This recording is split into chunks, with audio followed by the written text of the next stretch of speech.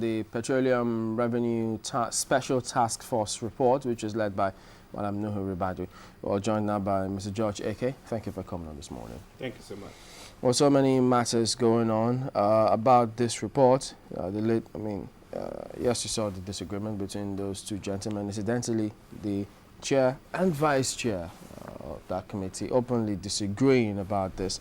But first of all, your thoughts on that, because we have people who say that completely distracts from the content, while others think, nope, that's just an aside. But the report, the government should deal with. Well, my initial reaction to it is that I'm not even sure we as public policy analysts, in conjunction with the media, the journalists, are not actually assisting those whose objective is to discredit that report, in achieving their aim. We have gone through this road before with the Farouk Lawal report, which everybody saw as a very good report. But you see, in discussing it, we distracted the attention of the nation to what has now been known as the Farouk Lawal Gate, as it were, such that the content of that report, is no longer the issue. I have a feeling that that disagreement is meant to put a question mark on the validity or the integrity of that report, and we should not allow that to happen. The reason is this. First and foremost, we probably will come to that. I find something a little awkward with regard to the setting up of that panel. The panel is set up by the federal government, but it is a ministerial panel. It's a ministerial panel. But at the same time, a presidential panel.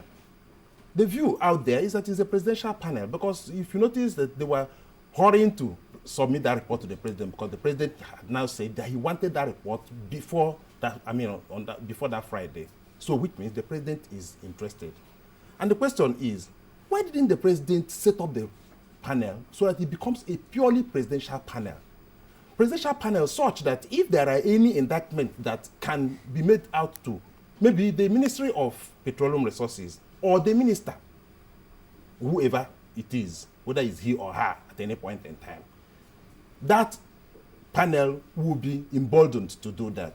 Are we assuming that they wouldn't, since it was set up by... It's like reporting Caesar to Caesar. A situation where it is a ministerial panel. And don't forget that that report had been submitted to the minister about a month ago. More than a month ago or thereabout. That is actually part of why it leaked to Reuters. It was because it was in the ministry. Even though at that point in time the minister said that what was with her then was merely a draft. We can corroborate. It was a deliberate leak. Oh no, because the idea was that it occurred to people that chances are that part of the damning reports of, revelations in that report may well be covered by government. That was why it was leaked. So it was only when it was leaked that this scampering approach came in and it needed to be submitted. But again, if you notice some of the panel members, the committee members rather, namely I think it is George Ikoli, said that they spent about 5 hours a day before they submitted that report trying to put finishing touches on that report. What does that suggest to you? Even though he said some words were changed, some paragraphs had to be readjusted and all of that, it also suggests that maybe the report as submitted was not exactly what was given to the president. In all of this, if you put them together, you now find out that it would have been a lot better if that panel or that committee was set up by the president, so that it will be in a position to say or recommend whatever it wants to recommend, even against the ministry or the minister. But that is not the situation now. But again, part of what I'm saying is that in discussing all of this, we appear to be derailing. We appear to be diverting attention, to the validity of this report, the integrity of this report, now trying to interrogate the report. But you see, that disagreement, which is actually the core issue now, was uncalled for. Uncalled for in the sense that the two people who disagreed are coming from different backgrounds. Oronsanye is a process person, having lived all his life in civil service. Ribadu, even though I listened to one of your guests about 2 days ago who kept talking about how Ribadu dramatizes and all of that, and I was uncomfortable with that analysis in the sense that she did what we call in law argumentum ad hominem. That is to say, you are arguing against your opponent as against the issues he raised.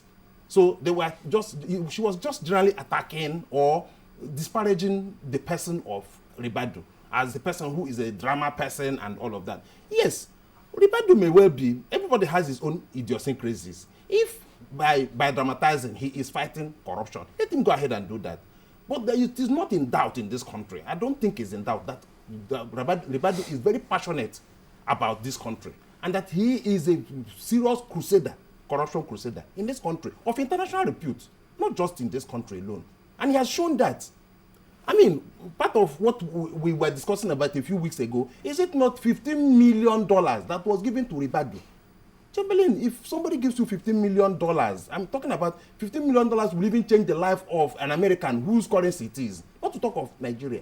The man simply takes the money back to the central bank. It is actually that money that people felt was hanging, that they now started trying to see to what extent, I mean, they can grab it, you know, namely the Delta is in court. I mean, Delta state government is in court trying to get. I'm trying to tell you how mouth-watering it is. There are very few Nigerians, let the truth be told, there are very few Nigerians that have that kind of passion, that have that kind of discipline.